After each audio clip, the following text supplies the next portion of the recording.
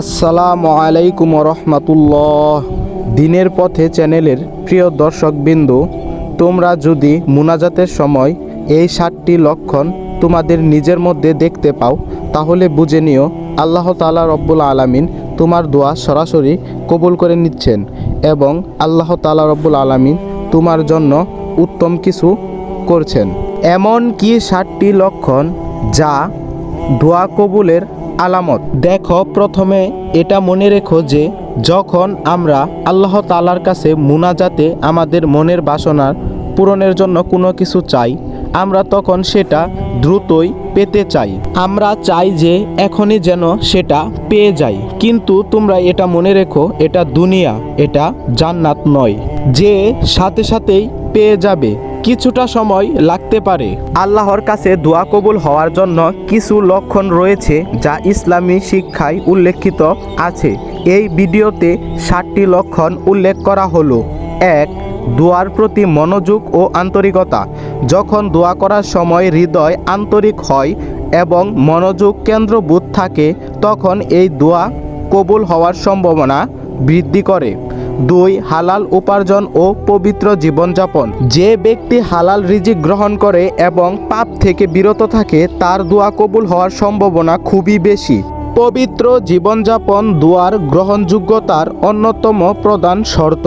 3 number, দোয়ার পর স্থিরতা অনুভব করা।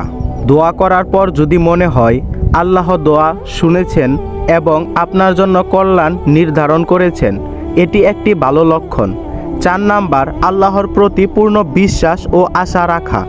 দোয়ার সময় আল্লাহর প্রতি পূর্ণ বিশ্বাস রাখা এবং মনে কোনো সন্দেহ না থাকা দোয়া কবুলের লক্ষণ। রাসূল সাল্লাল্লাহু আলাইহি সাল্লাম বলেছেন, আল্লাহ সেই দোয়া কবুল করেন যা দৃশ্য বিশ্বাসের সঙ্গে করা হয়। 5 নাম্বার, সময় ও স্থান অনুযায়ী দোয়া করা। কিছু কিছু বিশেষ সময় ও স্থান রয়েছে যেখানে দোয়া কবুলের সম্ভাবনা বেশি, যেমন তাহাজ্জুদের সময়, জুমার দিন, রমজান মাস, আরাফাতের দিন ইত্যাদি। 6 নাম্বার, ধৈর্য ও দৃশ্যতা বজায় রাখা। দোয়া কবুলের জন্য ধৈর্য ধরা গুরুত্বপূর্ণ। কখনো কখনো দোয়া তৎক্ষণাৎ কবুল হয় না, তবে আল্লাহ উত্তম সময়ে তা কবুল করেন। 7 নাম্বার, পূর্ণময় কাজের প্রতি গুরুত্ব দেওয়া। সৎ কাজ করা, অন্যকে সাহায্য করা এবং আল্লাহর আদেশ মেনে চলা দোয়া কবুলের সম্ভাবনা বাড়ায়। আল্লাহ তার প্রিয় বান্দাদের দোয়া দ্রুত কবুল করেন। উপদেশ: দোয়া করার সময় সঠিক নিয়ম মেনে আন্তরিকভাবে দোয়া করুন এবং ধৈর্য ধারণ করুন। আল্লাহ সর্বদাই তার বান্দাদের দোয়া শুনেন।